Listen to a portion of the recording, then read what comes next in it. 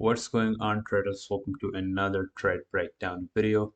In this one, I'm gonna break down four of my trades, two on the gold and two on the NQ and ES. Starting with the first trade, on the right side, I have the silver daily chart, and on the left side, I have the gold daily chart. And as you can clearly see, we opened up the week, then traded down.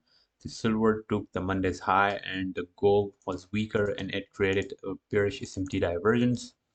And my draw on liquidity for the day was these equal lows and the previous day low. This was the daily time frame narrative. The first element to a trade setup is a draw on liquidity. So we have a draw on liquidity, a bias to the downside.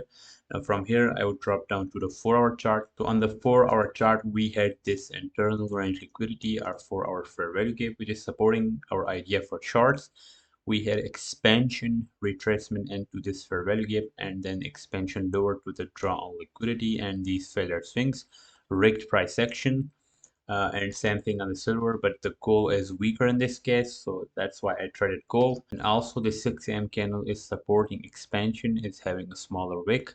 So I dropped down to the 1-hour chart. Here on the 1-hour chart from the daily open, we created the wick of the candle first. Then we had a swing point formation on 7 a.m. And my target was this low, which is near to the daily open, because on the reversal days we cannot target much lower because of the large wick, and we had a swing point formation on the 7 a.m. and I'm trading post 8 a.m. So I will skip that to the 8 a.m. Now dropping down to the 5-minute chart. Now here on the 5-minute chart, you can see from the candle's opening, we traded lower. We didn't create that opposing run in the start of the candle to then expand lower. We first traded lower and then traded higher, which is creating that consolidation. And if we are closing below this move right here, this would be an order block because it took this short-term high. So that's why I waited for the next candle, because the 8 a.m. expanded away and didn't provided me that entry. Here on the 9 a.m. we had that opposing run and then closure below, and also we are creating SMT divergence at this swing point right here, which is confirming this high to be a protected high, and we close below that candle, which is a high probability order block with SMT divergence tag. So I entered on the next candle. My stop loss was above the body highs. I gave it a little room and I targeted 2R. And the price expanded downwards toward my draw on liquidity. And as I have shown you on the hourly chart, the price did retrace back after reaching the 2R.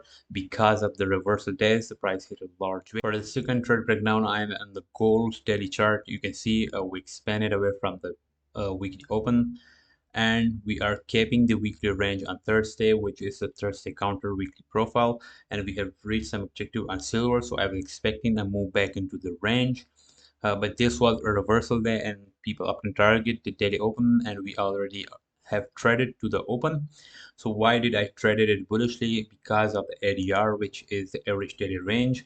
If you measure the range of the previous daily candles, on this candle we had 100 point, and on this candle we had 81 points.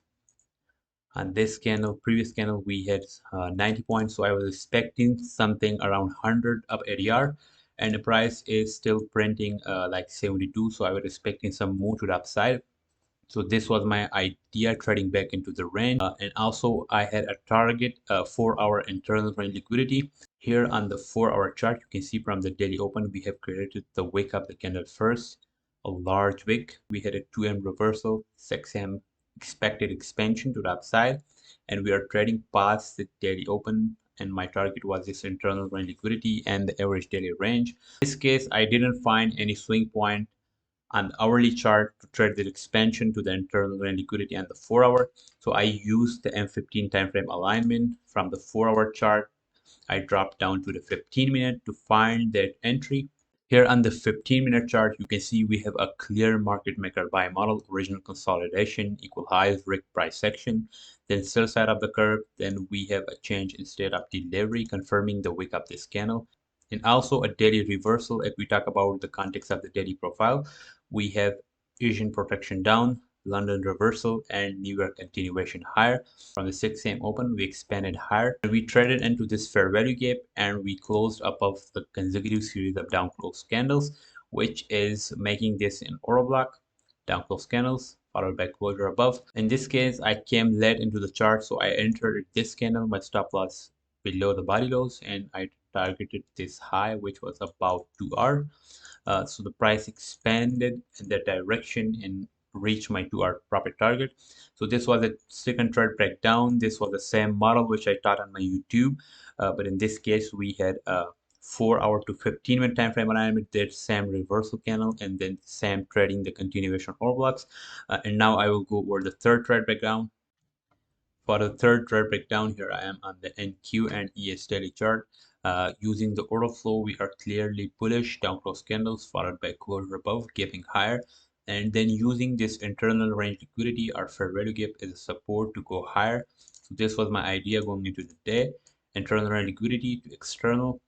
The ES had a large wick compared to the NQ, so I traded NQ, and then later I took trade on the ES, which I will show you.